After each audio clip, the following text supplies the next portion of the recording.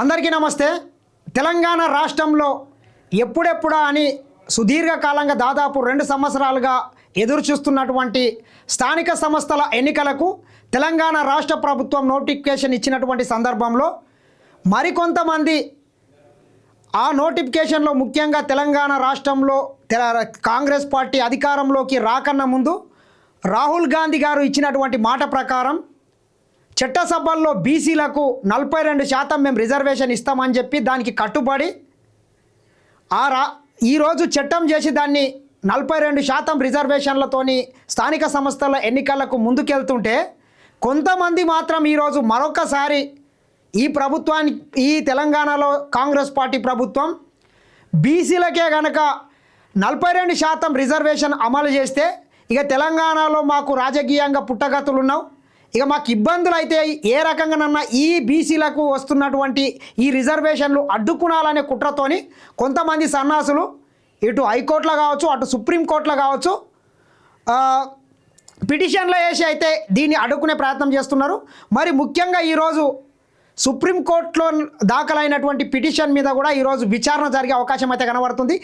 ఏది ఏమైనా మీరు ఎన్ని కుట్రాలు చేసినా ఎన్ని కుతంత్రాలు చేసినా తెలంగాణ రాష్ట్రంలో మీరు ఎవరు అవునన్నా కాదన్నా ఖచ్చితంగా తెలంగాణ రాష్ట్రంలో కాంగ్రెస్ పార్టీ ఇచ్చినటువంటి ఏదైతే నోటిఫికేషన్ ప్రకారం 100% ఎలక్షన్స్ జరుగుతాయి. దీంట్లో మీరు ఎవ్వరు చాలామంది నాకు కూడా ఫోన్లు చేస్తున్నారు, మరి ఎన్నికలు జరుగుతాయా లేదా, ఇక్కడ హైకోర్టు అడ్డుకుంటుందా సుప్రీంకోర్టు అడ్డుకుంటుందా అని చెప్తున్నారు. కానీ వాళ్ళు ఎవ్వరు ఎన్ని అడ్డుకున్నా రాష్ట్ర ప్రభుత్వం కూడా అక్కడ బలమైనటువంటి వాదనలు కూడా వినిపించడానికి పెద్ద పెద్ద లాయర్లను కూడా నియమించింది.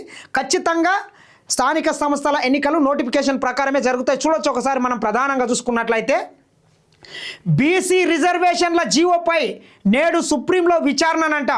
బలమైన వాదనలు వినిపించేందుకు రాష్ట్ర సర్కారు రెడీ.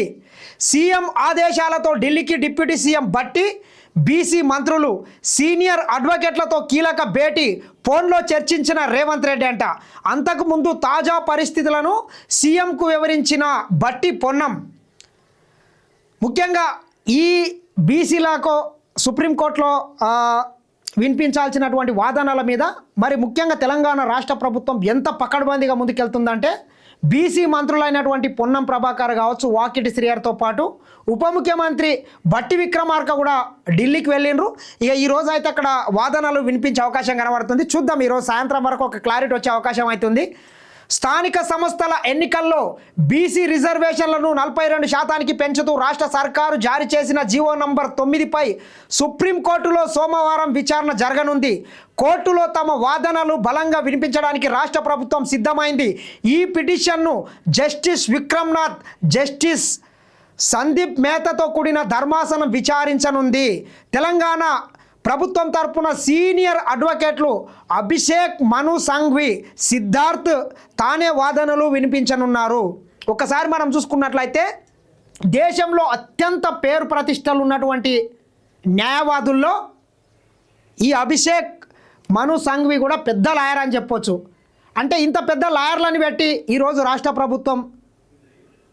ప్రభుత్వం తరపున వాదనలు వినిపిస్తుందంటే తెలంగాణ రాష్ట్ర ప్రభుత్వానికి బీసీల మీద ఎంత చిత్తశుద్ధి ఉందో ఒకసారి మనం ఆలోచన చేయాల్సిన అవసరం అయితే ఖచ్చితంగా ఉన్నది. రాష్ట్రంలో త్వరలో జరగనున్న స్థానిక సంస్థల ఎన్నికల భవితవ్యం. బీసీలకు 42% రిజర్వేషన్ల అమలును ఈ విచారణ తేలే అవకాశం ఉంది. రాష్ట్ర ఎన్నికల సంఘం ఇప్పటికే పెరిగిన రిజర్వేషన్లతో స్థానిక సంస్థల ఎన్నికల షెడ్యూల్ను ప్రకటించింది. ఈ నేపథ్యంలో ఎలాగైనా స్థానిక సంస్థల ఎన్నికల్లో 42% బీసీ రిజర్వేషన్లను అమలు చేయాలన్న లక్ష్యంతో తమ వాదనలు వినిపించి కేసు గెలిచేందుకు రాష్ట్ర సర్కార్ ప్రయత్నిస్తుంది.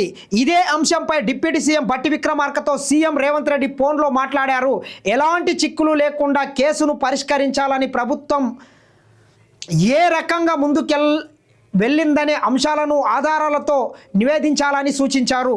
సీఎం ఆదేశాల మేరకు deputy CM Bhatti Vikramarka, BC సంక్షేమ శాఖ మంత్రి పొన్నం ప్రభాకర్, పీసీసీ చీఫ్తో కూడిన బృందం ఢిల్లీకి పయనమైంది.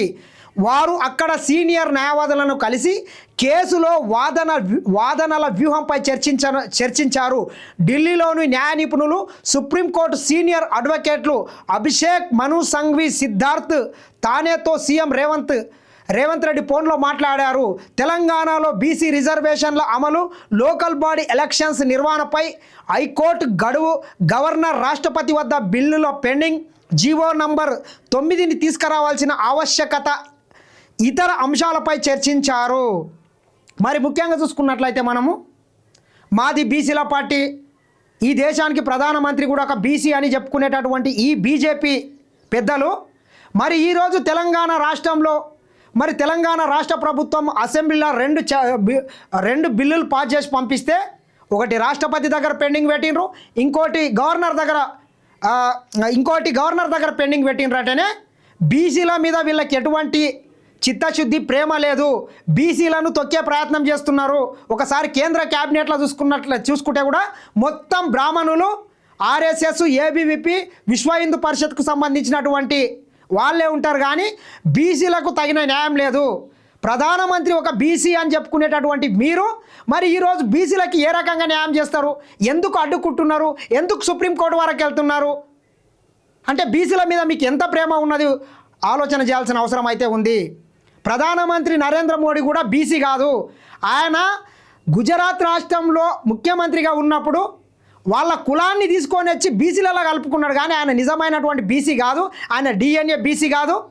కావున ఖచ్చితంగా తెలంగాణ రాష్ట్రంలో కావచ్చు, ఈ దేశవ్యాప్తంగా 50% పైగా ఉన్నటువంటి బీసీల దగ్గర మీరు మాత్రము ఈరోజు ద్రోహులుగా మిగిలిపోతారు. దయచేసి ఇక్కడ పిటిషన్లు వేసి అడ్డుకునే ప్రయత్నం చేస్తే మాత్రం మీరు కూడా ద్రోహులుగా మిగిలిపోతారు. తస్మాత్ జాగ్రత్త. మా బీసీలు కూడా ఏకం కావాల్సిన అవసరం అయితే ఖచ్చితంగా ఉన్నది. మీకు చట్టసభల్లో దక్కాల్సినటువంటి రిజర్వేషన్లను మొత్తం ఈరోజు వాళ్ళు కొట్టేయాలి, దొబ్బేయాలని ప్లాన్ చేస్తున్నారు. కావున తస్మాత్ జాగ్రత్త. తెలంగాణ రాష్ట్ర ప్రభుత్వం కూడా ఎన్ని వీళ్ళు కుట్రలు చేసినా, కుతంత్రాలు చేసినా దాన్ని ఎదుర్కోవడానికి సిద్ధంగా ఉన్నది. ఇచ్చిన నోటిఫికేషన్ ప్రకారం కూడా తెలంగాణ రాష్ట్రంలో స్థానిక సంస్థల ఎన్నికలు ఖచ్చితంగా జరుగుతాయి. దీంట్లో మీరు ఎటువంటి డౌట్ పెట్టుకోవాల్సిన అవసరం లేదు. రాష్ట్ర ప్రభుత్వం కూడా, ఎందుకంటే ఒకసారి నోటిఫికేషన్ వచ్చిన తర్వాత నోటిఫికేషన్ని క్యాన్సల్ చేసినటువంటి ఘటన కూడా లేదు. చాలా అరుదు, చాలా అంటే చాలా. కావున ఖచ్చితంగా, ఎందుకంటే ప్రజాధనం వృధా అవుతుంది. ఈ తెలంగాణ రాష్ట్రంలో స్థానిక సంస్థల ఎన్నికలు జరగకపోవడం వల్ల ఏం నష్టం జరుగుతుందంటే కేంద్రం నుంచి తెలంగాణ రాష్ట్రానికి రావాల్సినటువంటి వేల కోట్ల నిధులు కూడా మొత్తం ఆగిపోయినాయి. గ్రామ పంచాయతీల నిర్వహణ కూడా కష్టమైంది. ఎందుకంటే డైరెక్ట్ నీతి ఆయోగ్ ద్వారా కేంద్రం నుంచి రాష్ట్ర గ్రామ పంచాయతీల అకౌంట్లో ప్రతి నెల జమ కావాల్సినటువంటి పైసలు కూడా గత 2 సంవత్సరాలుగా నిలిచిపోయినాయి. వీటన్నిటినీ దీనివల్ల అభివృద్ధి కుంటుపడింది. గ్రామ పంచాయతీలో పనిచేసినటువంటి ట్రాక్టర్లకు డీజిల్ వేయలేకపోతున్నారు, గ్రామ పంచాయతీ సిబ్బందికి జీతాలు వేయలేకపోతున్నారు. కావున ఇకనన్నా వీటిని అడ్డుకునే ప్రయత్నం చేయొద్దని మరొకసారి కోరుకుంటున్నా. చూస్తూనే ఉండండి SN TV.